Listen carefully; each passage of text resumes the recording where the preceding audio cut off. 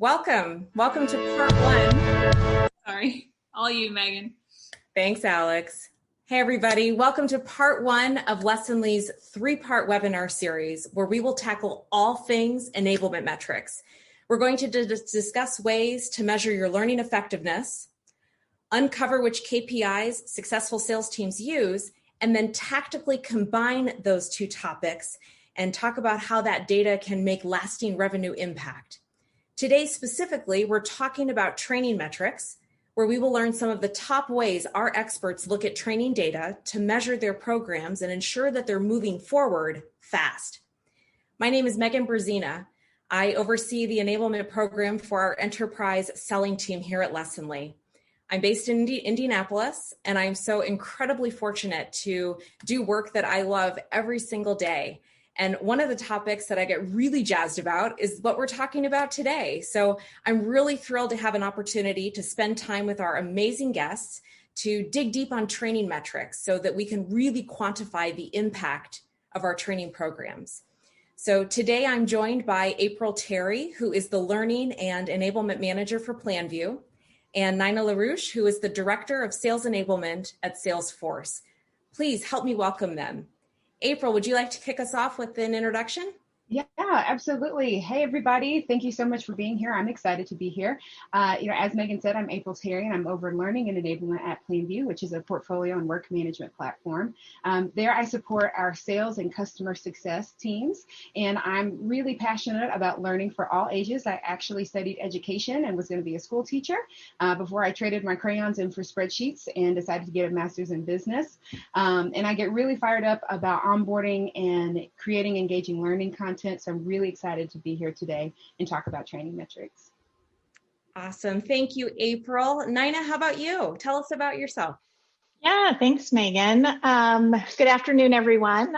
It's so great to be here. As Megan mentioned, I do work for Salesforce, and in my role, I support our education and our nonprofit sellers. I am also based in Indianapolis, and I've been an enablement practitioner for about 7 years. Actually started my career way back in the classroom as a high school teacher. So learning is definitely in my DNA, and I'm a total geek when it comes to learning design, which includes, of course, measuring learning. So love being able to partner across lots of different teams and support our sales org in their success. So super excited to be here. Thanks, Megan. Awesome, Nina. We are so glad to have both of you here with us. So without further ado, let's jump in. So our agenda for today, we're going to kick off with a discussion around the importance of measuring training metrics. And from there, we're going to use the structure of the Kirkpatrick model to frame our conversation. And we're going to go super deep on those various levels that we can measure. Finally, to close out the day, we'll be hosting a Q&A.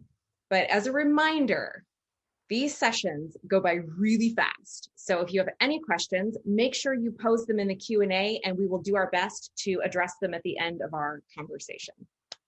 So to start our conversation today, I thought we could have a bit of perspective on why measurement is so important when it comes to training.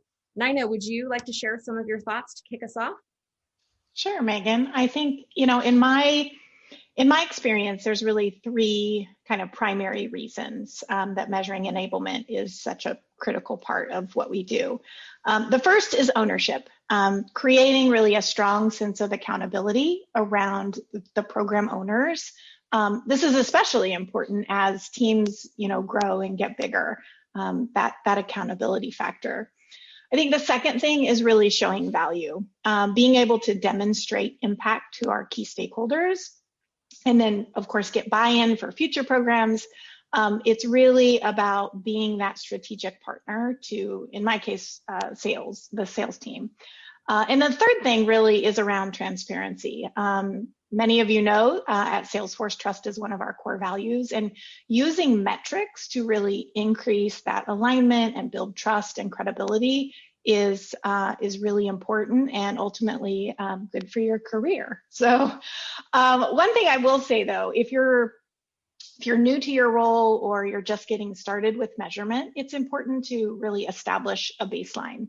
So, take a pause, take a moment and assess really where your organization what they're tracking today, what they're not tracking. And that way you can decide where you want to go next. And I would also stress that it takes time. So give yourself some grace in the process. Be realistic, make sure that whatever you are measuring is sustainable, both for your team as well as based on your technology. So those would be my thoughts.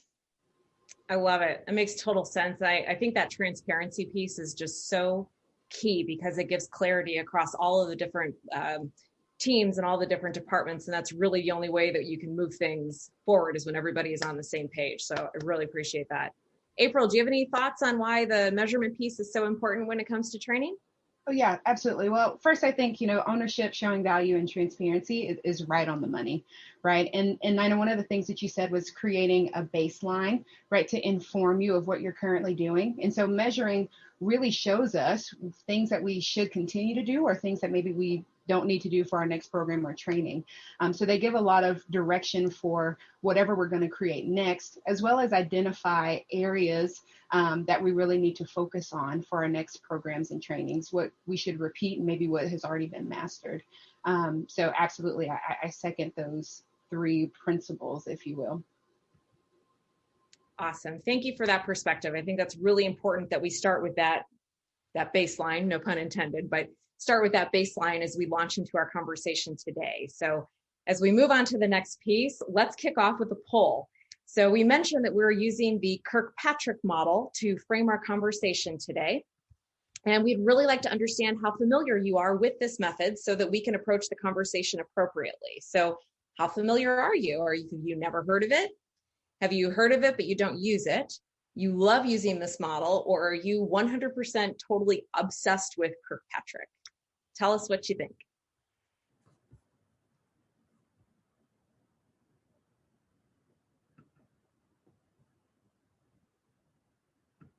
All right, Alex, what's our verdict? Oh, awesome. Okay, so quite a few of us have never heard of Kirkpatrick. Well, you have come to the right place. We are so excited to share with you some insights on the Kirkpatrick. So I think a great place for us to start would be just a simple flyover of what Kirkpatrick is. April, can you provide us with that insight? Yes, absolutely. So let me first start with a 30-second history lesson on Kirkpatrick. So in the late 50s, early 60s, Donald Kirkpatrick was like you and I. He was searching for a way to really understand if his trainings were making a true impact and making a difference. So what he did was some research, and he read some articles from organizational psychologist Raymond Katzel and developed this 4-step model to evaluate training programs, which is now known and has been popularized as the Kirkpatrick model. It's been used for decades by educators and training professionals alike, and was recently updated in 2010 to keep up with the times. Very, very cool. All right. Can you give us some insight on what those 4 levels are? Yeah, absolutely. So here we have the 4 levels: reaction, learning, behavior, and results. So level 1, reaction, is simply asking, hey, what is it that they think of this training? In this level, we are assessing if people have found our training engaging or relevant. In level 2, learning, we're asking, well, what is it that they learned? We're assessing the absorption of knowledge. Did they get it? Did it stick? Our next level, level 3, is behavior, which asks, what did they change? What are the new behaviors I'm seeing as a result of this program? And level 4 is results, which asks, what are the business outcomes? Here we're looking to see if those behaviors are leading us to reach our goal. Got it. That is super, super helpful. Alex, let's leave this slide on the screen for just a second, because the next thing I want us to do is to jump into a poll. But what I would like our audience to do is to give some thought as to where you are at your organization today. So we'll circle back to this later in the conversation. So please be honest and help us get an accurate view of where you are in your organization. Are you at the level 1, reaction, level 2, learning, level 3, behavior, level 4, results, or are you not really in any of these places, which is perfectly acceptable? Let's take a minute just to figure out where everybody is.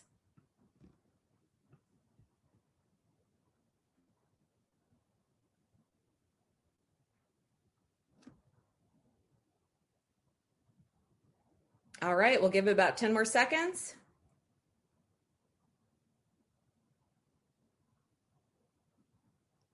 All right, Alex, let's see what our results are. Oh, this is amazing. Okay, so it looks like we are fairly evenly split across all of the different levels.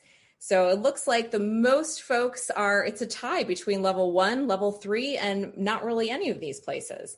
But we do have a good mix in between there as well. So as we progress in our conversation today, know that we'll be spending lots of time in levels 1 and levels 2, and we'll pass through levels 3 and level 4 before we move on to our Q&A portion. So with that, let's go ahead and start talking with the first level. Alex, you advance that for me? Thank you. Okay, wait a second. This slide says level 0, and I thought the level started at 1. Nina, do you know what this is?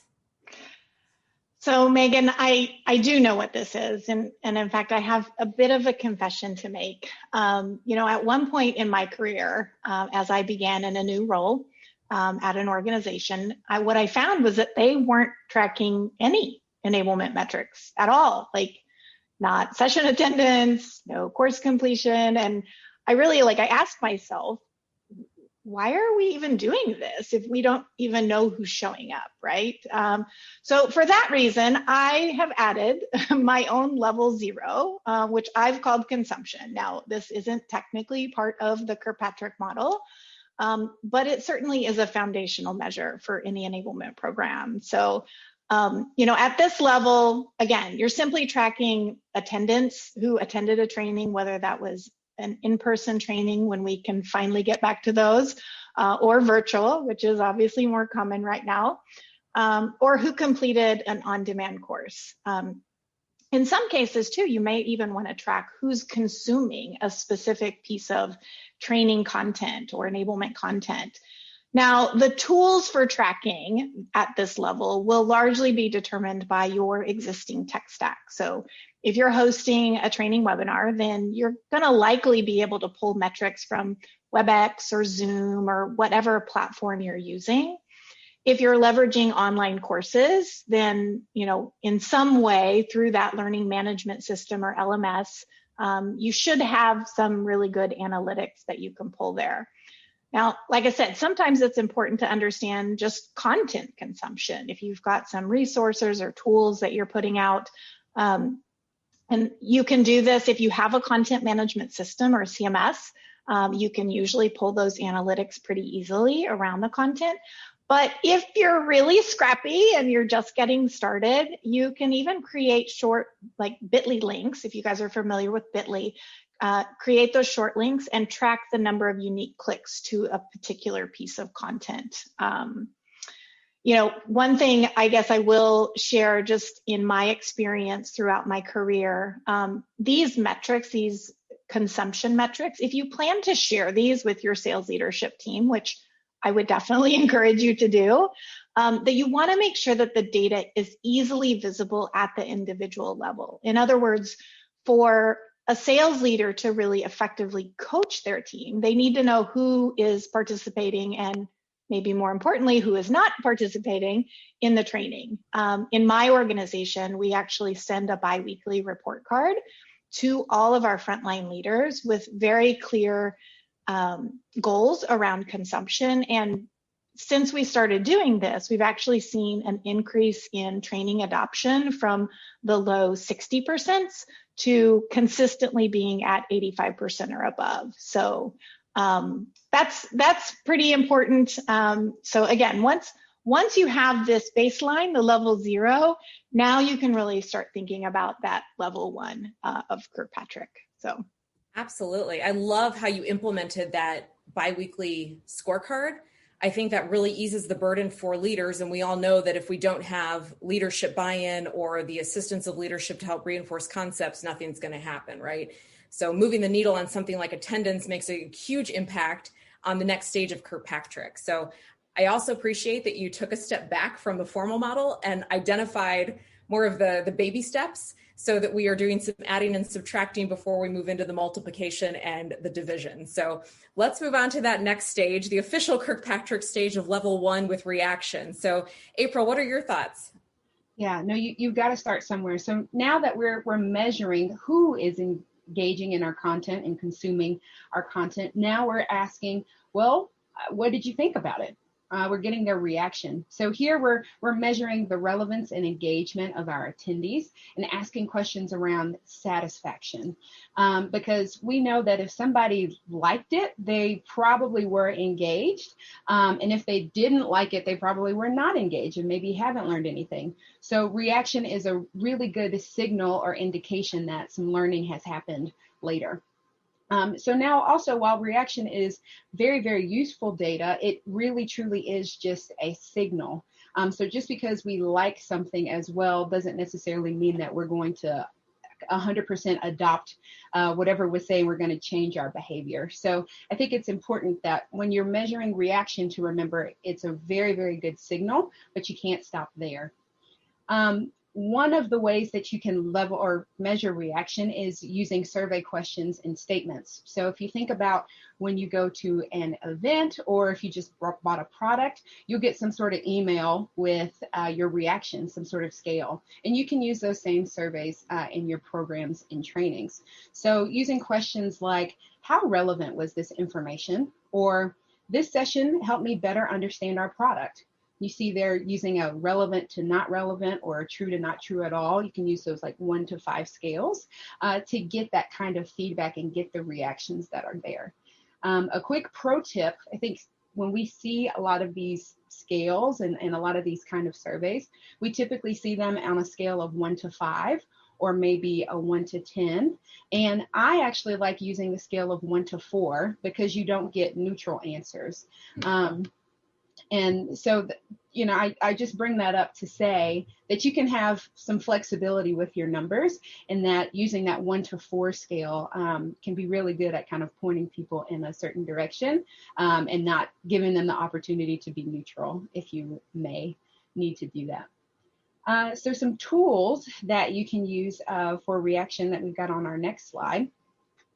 A very low-tech idea here is you could just use your hands. So on a Zoom call, you can quickly ask for a thumbs up, maybe a sideways or a thumbs down to get somebody's reaction. Another is a fist of 5. So if you say, 5 means a 5-star rating or 1 is a 1-star, you could quickly say 3, 2, 1, give me your reaction, boom. And everybody throws up their hands, and it's quick, so they can't change their answers based on maybe their peers. But that's a low-tech way that you could do right here in a Zoom call. Another tool that I like to use are reactions within Zoom. So if you've got kind of that Brady Bunch there, I love the clap reaction. It's one of my favorites. That's another quick and easy way to get a reaction. As you see here, I've got an example from actually the weekly field enablement call that I do. It's a survey using Microsoft Forms. So if you've got a Google form or Microsoft form and maybe even a Survey Monkey, you can develop a survey like I did here. And then also, I'm a millennial, and you see these GIFs here. I love to add GIFs to some of these ratings, right? Because it's just something fun and fresh. I did one that had GIFs actually of our CEO, which was a lot of fun. It was a big hit. Nobody was expecting it either. So, they don't have to all be maybe static surveys. You can also have some fun and be creative with some of these answers. And you saw that actually as an example in the poll that we did before. April, I really appreciate the idea of using GIFs to get a reaction from folks. Great move. That's awesome. Okay, so now we have a fundamental understanding of how to gauge our reactions. Let's move on to that next level, level 2, which is the learning portion of our model. Nina, what can you share with us? Yeah, so I will say level 2 is my favorite as a longtime educator. This is really where you begin to measure the actual acquisition of knowledge or skills or both. Measuring learning really can have some challenges for sure, but that's where we as enablement practitioners, this is where we can shine. So something that I'm super passionate about is really thinking about the differences between training and maybe traditional training as we've thought about it and enablement. A lot of people think about training as the transfer of knowledge, right? But really that's just the first step in learning. Learning is an experience and it builds in complexity. And, Megan, you mentioned before adding and subtracting. I think that's a great example. We don't learn algebra in kindergarten, right? Even if you were some kind of like math prodigy, you first had to learn your numbers and then how to count in sequence and then add, subtract, etc., right? The same continuum really applies to adult learners too. The image that you see here on the right side of the slide, this is what we call Bloom's taxonomy. So Benjamin Bloom, he actually created this hierarchy of 6 cognitive learning levels back in 1956. So right around the same time as Kirkpatrick. So I don't know if those guys were buddies or what, but they definitely pair well together. These 6 levels, they start at the bottom in purple. So they start with remember, and then you move up into understand, apply, analyze, evaluate, and then finally create. Now, educators have been using this model to help teachers teach, but also students learn for over 60 years now. And it's something that I use regularly as I design and measure learning in my adult learners. Now, to give you sort of a practical example of this, why I think that this is really important, last week, of course, hopefully, many of you celebrated Thanksgiving like we did at my house. And probably like many of you, we had pie on our menu. In fact, we had pumpkin pie, apple pie, and strawberry rhubarb pie. So it was a really delicious assortment. Now, I absolutely remember that there are a lot of calories in pie, and I understand that eating pie is not great for my waistline. However, where my learning failed was that I didn't apply that learning to maybe, take a smaller piece or limit myself to just one. And I certainly didn't analyze the pros and cons of what that would do to the scale the next morning, right? So now this might be a little bit of a silly example, but we really need to think about, especially with adult learners, that we should be focused on those higher levels of learning, not just in simply remembering or understanding. And in fact, I actually have a rule when I'm writing learning objectives for any enablement session or training program that I won't allow the word understand to be used as the verb in evaluating learning. Can I interject real quick, Nina? Yeah, sure. The word understand is something that I think a lot of people lean on because we want to make sure that people are understanding the content, right? So if you don't use that word understand during the creation of a learning objective, what do you recommend people use, or what do you prefer to use instead? Yeah, I'm so glad that you asked. One of my go-to resources, and again, I've been in enablement for quite a long time. I use this handy list of Bloom's verbs, like what you see on the screen. Now, this list of verbs helps me think about those higher levels of learning to create better learning objectives, and also to really more clearly define the method of measure, right? I found this one by simply Googling Bloom's verbs. So there's a bunch of versions out there. I'm sure you can find it really easily. If we have time, Megan, I'm happy to share a specific example that might be relevant to the folks on the call.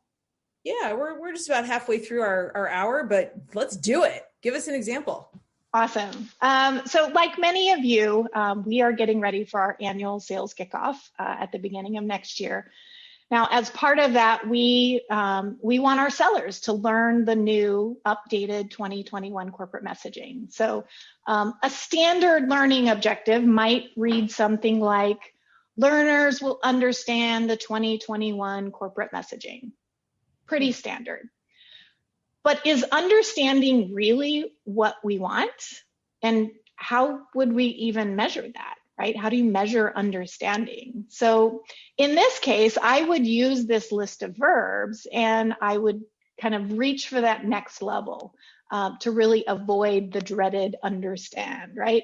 So a better learning objective might be something like learners can articulate the 2021 corporate messaging, or maybe even kick it up another notch and say, learners can design and deliver a tailored presentation for their customer using the 2021 corporate messaging.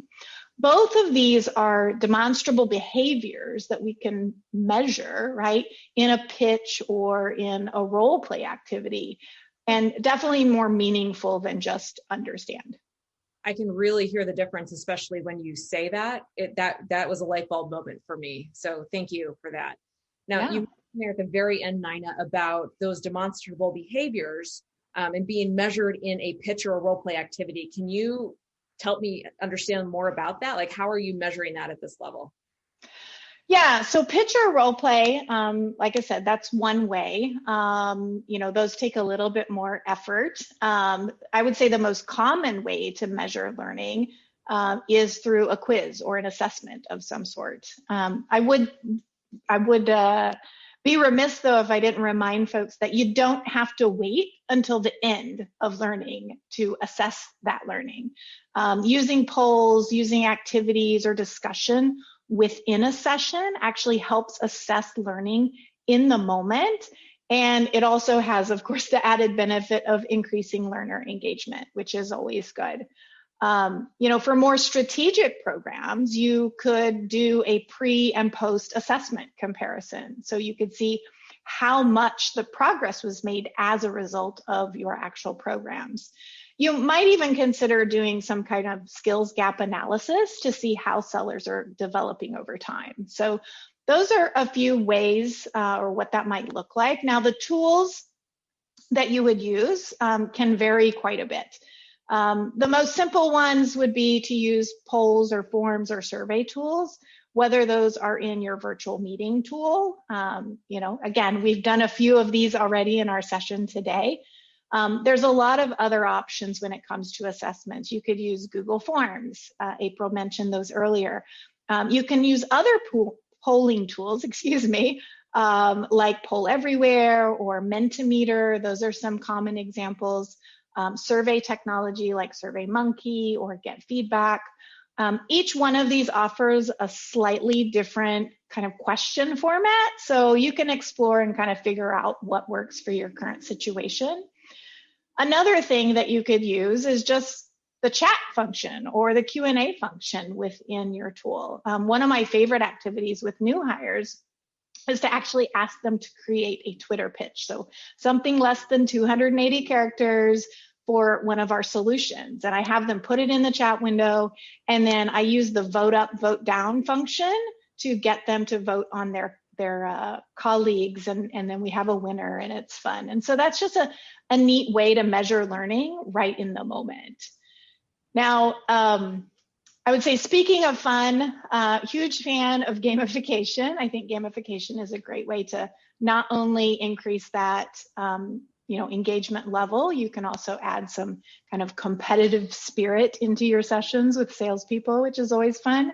I've used tools like Kahoot. Poll Everywhere is another one that you can kind of get some competitive features out of. One time I actually created a game, like a whole session that was devoted to a Family Feud competition. And so it tested knowledge in this super fun way, and teams were like competing against each other, and it was just really fun. So those are some ways in terms of gamifications. You can also, of course, if you're using an LMS or learning management technology, you probably have quizzing tools available in those. And then for those of you that maybe are a little bit more mature in your measurement, or in your tools, I should say, if you have something like Storyline Articulate, you can actually create kind of interactive learning widgets that help measure learning in those online courses. So lots of things that you can sort of play around with. I would say one thing that I've been testing more recently, just because we are in a virtual environment all the time, is virtual annotation and whiteboarding. So depending, again, on your meeting technology, you may have that right there within the platform. But you can also look at things like Google Jamboards or Miro, which are some whiteboarding tools. It's fun to get creative with these. I will still say the learners love them, like almost obsessively love them. I once did a virtual whiteboard to have learners create buyer persona maps, and it was pretty awesome. So the last thing, I'll just sort of circle back to the pitch and the role play, because we did mention that earlier. If you do decide to do something like that, one thing that I would recommend is creating some scoring rubrics. You would be surprised at how different leaders evaluate, especially if you're having the leaders do the evaluation. Different leaders may evaluate differently, and so having some consistency across the team is kind of important. So I've been talking for a long time, Megan, but this is, again, super passionate. This is my favorite level, so hopefully that was helpful. Oh, it totally was. And I love that you wrapped on scoring rubrics, because similar to you, that's like one of my favorite things. I love to geek out on building scoring rubrics and distributing those and teaching the managers how to navigate those. And in my opinion, they're really key to scaling a selling organization and creating that common language. What I've also discovered in my past, especially when it comes to global multinational companies, different cultures treat the different scales in a different way. So for example, some cultures, like in the US, the higher the number, the higher the score, whereas in some other cultures, the lower the number, the higher the score. So a rubric really helps to center people around that common language and the common denominator, so that you can really scale that organization and identify where there could be gaps or opportunities for additional learning. And when I think about things like the skill progression that goes with the rubrics and identifying what those gaps are, I think that the behavior change element, which is something we always strive for as practitioners, right? I think that's really key. And I think that is really aligned to what our next level is in the Kirkpatrick model. April, I would really love to hear your perspective about how you're leveraging the Kirkpatrick model, especially at this level 3, to drive change in your organization. Yeah, so, definitely we're putting on programs, we're putting on, trainings and whatnot, because we want to see a change in behavior. And I have to kind of take a step back and say, Nina, that was an awesome overview of learning. I was just so excited with all of the tools and resources that you can use to make learning engaging and exciting. But one thing that I will call out that you talked about with Bloom's taxonomy, I think everybody will get hopefully some of the slides, but print those out or Google, like she said, those Bloom's taxonomy verbs. I actually have a pinwheel of verbs, all of those verbs from my teaching days that I refer to as well, because at the end of the day, we don't want people just to understand something because we can't see it. And this behavior level is about the things that we are seeing and hearing from our reps, right? The behaviors that are changing. And when you use those verbs in Bloom's taxonomy for your learning objectives, it makes it very easy to kind of define the things that you should be looking for when you're talking about the behavior changes that you're seeing within your reps. So fantastic job. And everybody make sure you go and Google Bloom's taxonomy verbs, because it really ties, I think, all of this together. So what does it look like to start assessing behavior? Well, number one, you can go and look at your CRM metrics. So for example, if you are doing a program or a training or something around emails, then you would look at the metrics around your emails, and you may see an increase of emails sent, right? That is something that you can see and observe, right? A change in behavior. Another thing that you could do is a skill gap analysis. So whether that is a self-assessment from one of your reps where they're kind of reporting maybe their change or their growth, or a manager assessment where the manager is reporting the change in growth before and after a program or training. You can use that analysis and that assessment to find that information as well. Some of the tools, number one, low tech, starting with the conversation, especially with those conversations with your managers, is a great way to obtain that kind of data. Number two, you can always use another survey. And then number three, getting back to that CRM dashboard and those metrics, whatever tools that your reps or your learners or whatever are using, going into that tool and looking for the changes of behavior there. Huge. Yes. April, that's so spot on. And by the way, I love that you have an actual pinwheel to help you with the verbs. I think that's just amazing. I'm going to look up on Amazon where I can get one too. I think it's great. When I think about this level, behavior in particular, it's such a critical piece of the puzzle, right? Because we can act all day long, but if there's no behavior change behind it, what good was it, right? And it's something that we constantly have to focus on as enablement practitioners. When we have true behavior change, it can drive massive impact across an organization. And I think it'd be really great to learn a bit more about those business line impacts. Nina, can you give us the scoop on Kirkpatrick's level 4, which is our final level? Indeed. Yeah. Level 4 is definitely the pinnacle, right? This is when we can tie enablement programs to actual business impact and show that value, right? So, as April was talking about level 3, these are those behaviors that we're looking for there. Those are leading indicators of success, right? In level 4, we take those seller activities or inputs per se, and translate those into seller performance or outputs, right?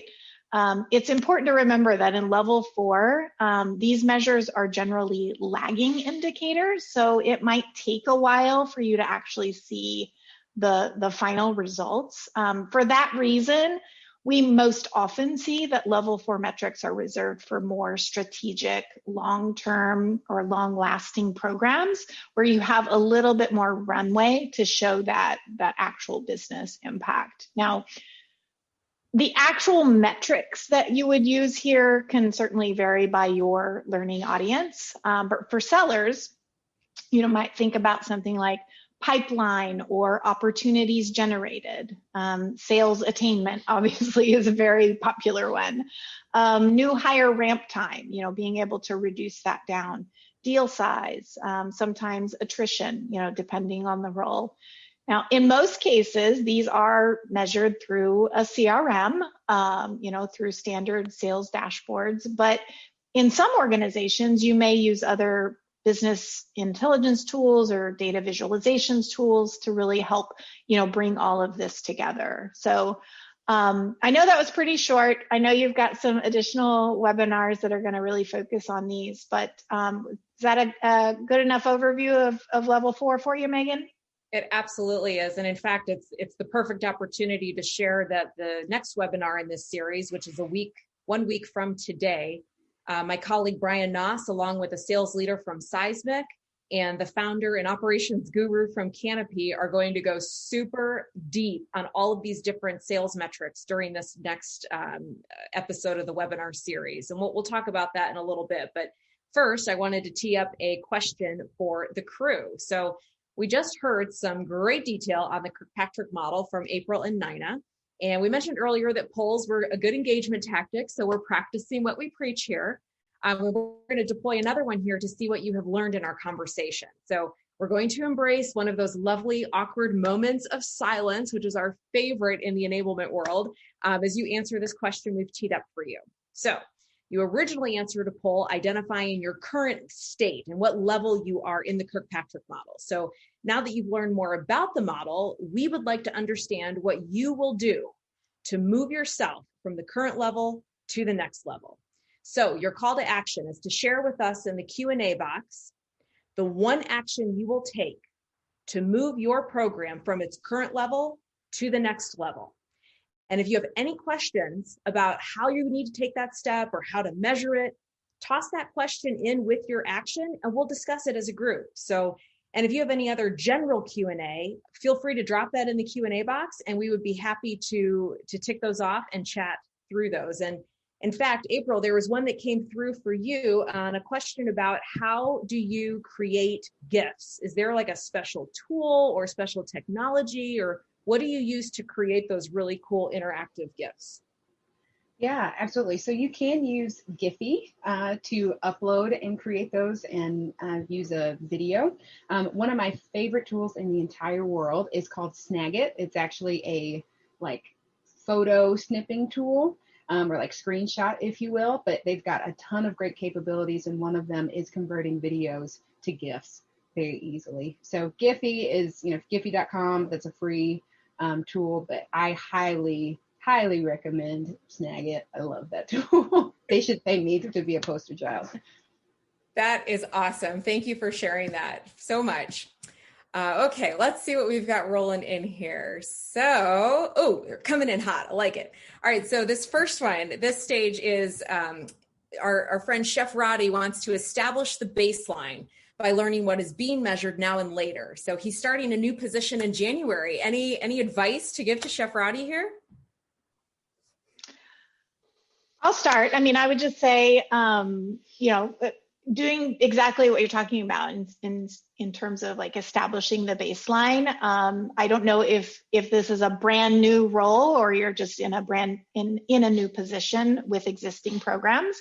I think if it's a brand new, role and you're starting from nothing, I think sometimes that's the best thing because you can really set yourself up for success because you know all the levels and how to get there, and you can get there pretty quickly.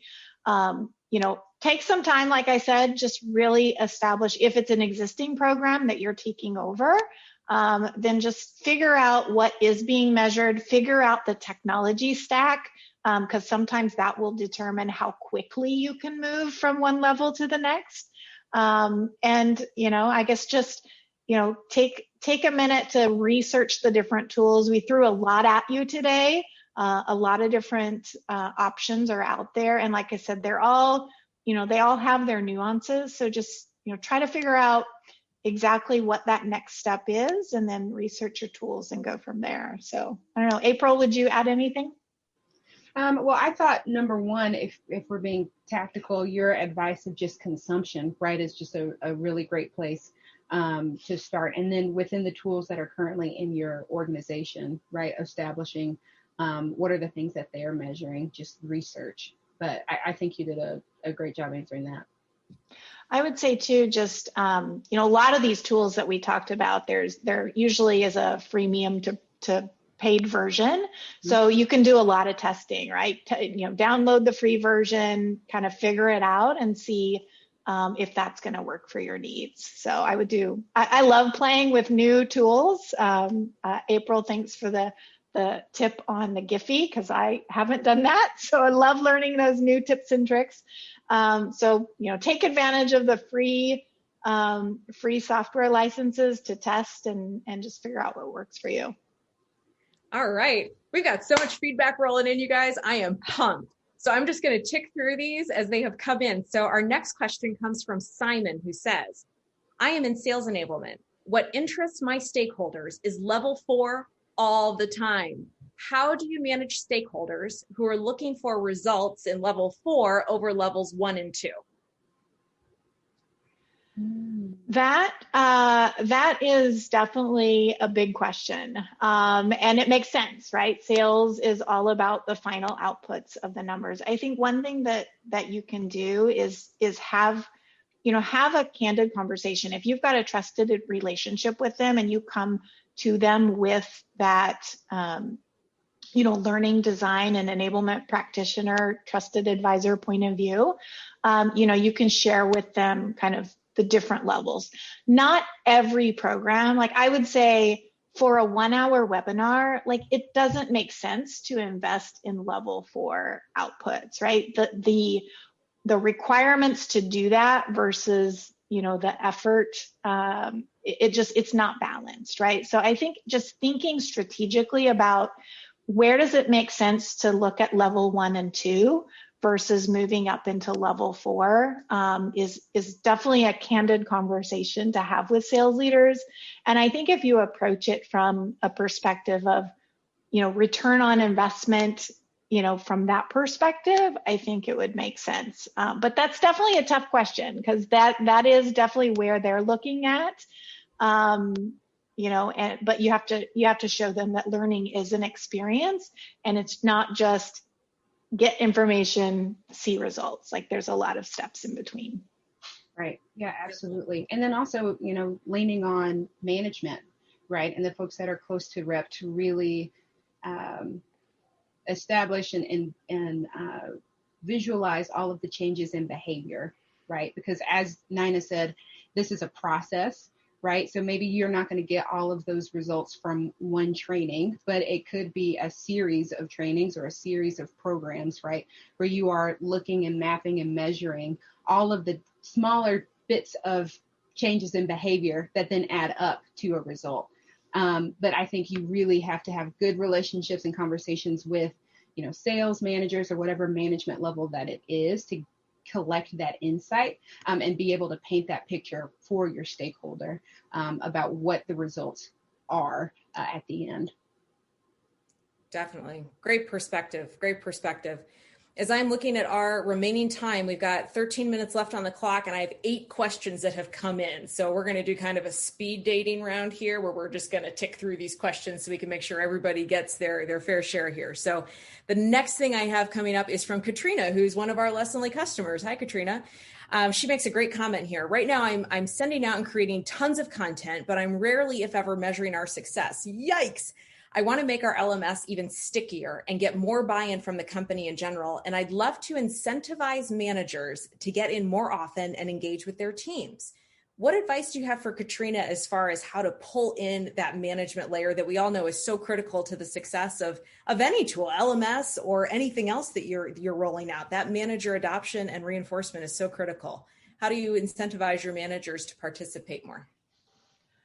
That's a great question, Katrina. I think that for me, one of the things that I've learned throughout my career is that taking a leaders first approach is a good way to do that. So making sure that we're engaging leaders as we're creating or building programs to get their buy-in, to get their perspective. And so, if they're involved in the kind of design and creation process, not the tactical part, but just, thinking through it, getting their feedback, they are more likely to engage in what they've been part of, right? So that's, I would say, the first thing. The second thing, something that I've done is creating coaching kits. So if you're doing a program for your sellers, tacking on a coaching kit that helps leaders, like packaging up, say, here's what your team is going to be going through. And here's some resources, activities, coaching notes that you can use with your team to help reinforce that messaging and to help coach them. Because ultimately, managers want their teams to perform. And so they're an integral part of that. So by giving them tools to help them in their jobs, I think brings them into the fold a bit more.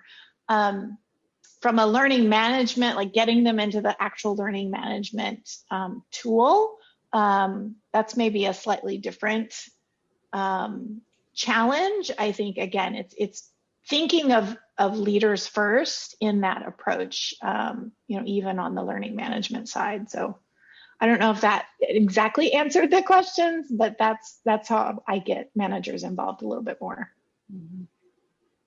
Yeah, that is a hard one. I think most of us, if you're in training or in enablement, you've had at least one person in your career that may have been a blocker to you being successful with what you need to do. And it's a challenge, but I really agree with Nina about leveraging those trusted relationships. And, Chef Roddy, as you're going into your new job, new employer come January, I think that would be one of the first things that I would do is start high and start establishing that relationship with those key stakeholders so that when it comes time to roll out new initiatives or invest in sales methodologies or new technology or whatever the case might be, you have that relationship and you have that buy-in to help assist in that trickle-down effect to the other frontline managers. So Katrina, just know you're not alone. We all are in that same boat, I think. Yeah. Okay, next one up, Gail. This is more of a comment, but I'll tack on a question because I'm curious to know as well. Gail says one of the steps that she's going to do to move into the next level is that she's going to publish measurement metrics more broadly to get folks on board with what is being assessed. So my question to April and to Nina as well, if she wants to participate in this particular one, is you talked about the scorecard, Nina, that you send out to managers. What else do you do, whether it's from a learner perspective or a manager perspective? How are you communicating those metrics that we are looking at as training professionals? Yeah, that's a really great point. First of all, I really love that scorecard, right? Because that visibility says, okay, these are all of the things that we're currently doing, and here's the impact that we have. And we talked a little bit before just about stakeholder engagement, right? And at the end of the day, we are looking for those results. So I think that honestly, that scorecard, I mean, that is exactly how I would answer that question, not to just piggyback off of what Nina said before. But having that scorecard is truly, I think, the best way to help visualize those kinds of metrics. Yeah, if I may, in my past, I used to deliver a scorecard similar to Nina's, and we would focus it exclusively on the content that was related to the objectives that we were looking to achieve in that quarter. So the managers had a vested interest in ensuring that their teams were taking that content because those objectives would also impact them. Right. So I think when you think about developing that scorecard, ensuring that the content that you're teeing up, there's also a bit of a what's in it for me for the manager, I think can also help that adoption and the more of the broader engagement, if you will, when it comes to the management layer. Right. And if you think about too, the coaching kit that Nina talked about before, because the learning can't just stop with that one training, right? And so that ongoing coaching and then that scorecard that comes along with it is a great package, right, to continue the conversation and to continue the learning, because it truly is a journey. It's not just a one and done. You don't go to one session and then you've mastered the entire thing, right? So I think it really plays into, again, that idea of it's an ongoing process, and that measurement is ongoing. And again, you're not going to always be able to get those business results after just one training. So if you're measuring and kind of keeping up with all of the different changes of behavior and the scorecards or whatever, then you can later pull all of that together and say, okay, this is what the result was of all of these collected programs and trainings. Love it. Here's a positive focus from our conversation today from Zarina. She writes, I currently use a lot of these metrics, but I've not heard of organizing them or categorizing them in this model. So I plan to audit all of our tools and tactics that we're currently using to figure out where the gaps are and reorganize our tools and content based on this model. I will also be printing those verbs immediately. Love to hear that. That is awesome. And we have a pro tip that has come in from Ryan from Groupon, Sales Enablement at Groupon. Ryan writes, first, I'm going to call the word understand from all of our learning objectives. Second, I'm going to create looking at results and make sure that our trainers know how to explain and show what needs to be done to close the gap. Also, here's the pro tip. Your iPhone can turn any live photo into a GIF. I didn't know that. Did you guys know that? I did not know that. I am not a millennial though, so I am right. I'm a little detached from the GIF world. But yes, I am, and I didn't know. So we all can learn. Exactly. Ooh, here is a great question. This one is coming in from Rebecca. Hi, Rebecca. So here is a bit of a discussion for us to have. So Rebecca says, I'm not quite sold on Kirkpatrick. It seems like it doesn't capture learning without a Bloom's or a Kolb's to really get to the learning transfer for adult learners, especially that are in sales. What do you think? Any thoughts? Yeah, sorry, can you repeat the middle part of the question there? Sure. So it's Rebecca writes that it seems like Kirkpatrick doesn't really capture the learning without a Bloom's or Kolb's to really get to a learning transfer for adult learners, especially those adult learners who are in sales. What do you think? I mean, I think on Kirkpatrick. Yeah, so I think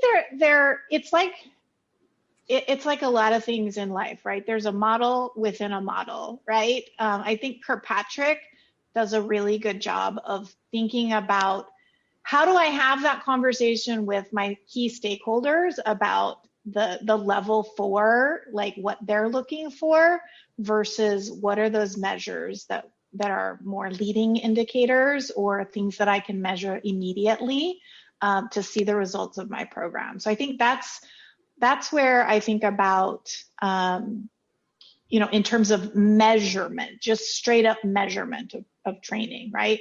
Whereas Bloom's, or I actually am not familiar with the other one that she mentioned, whereas those actually is the measure of cognitive level, right? So it's a slightly different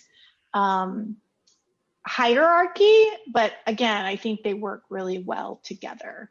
I would say in my practice of working in enablement every day, I definitely look at Bloom's more like in my day-to-day than I do Kirkpatrick. Kirkpatrick is really when I'm thinking about programs strategically and program design, it's like, okay, for this program, what level do I need to measure? Because again, not every program warrants a level 4 measure. Probably all of programs should have level 1 and level 2, especially level 0. So, I mean, it's thinking about at what level do I need to measure, and then within learning, using Bloom's. So I don't know if that helps. Yeah, I'd piggyback and just say that, this model and method is for evaluating. Whereas, like you said before, Nina, within each of those levels, there probably is a technique or some other model that you can use. But I think that, Kirkpatrick is evaluating an entire program, whereas Bloom's is more about creating a specific, how can you create something? Yeah. Great distinctions. The only thing I would tag onto that is a reinforcement of that level 4 element that is all about business line impact, because that is why we have the roles that we do. Everything that we do is in service to those roles, and those other levels that lead into those business line impacts influence those outcomes. So if we don't have, Nina, to your point, if we don't have attendance at a webinar, then how are we really going to improve our win rate if nobody consumed the content to understand what they're supposed to do with the new product, for example? So I view that really as the driver being that level 4, and then everything else feeding into it. And it just provides that structure to get that learning where it needs to be. Yeah, for sure. Cool. All right. Last call. Oh, Rebecca gave us another pro tip on Kolb's. Kolb's is a cycle of experiential learning process for adult learners in sales. This has been very helpful. Thank you. Great session. Thank you so much. So I think that's a good place to end, ladies. I think we're with 1 minute to go. We'll give everybody a minute back in their day. And don't forget that we have another webinar coming up next week. April and Nina, I'm just so grateful to you for giving us your expertise and sharing your knowledge with us today. I know I learned a ton, and I think our colleagues on the call did too. So don't forget, we've got those additional webinars coming up. We'd love to have you there. Next week is all about sales metrics. So make sure you register for those. Thanks for your time today, and make it a great Wednesday. Thanks, everyone. Thanks, Megan. Thanks, April.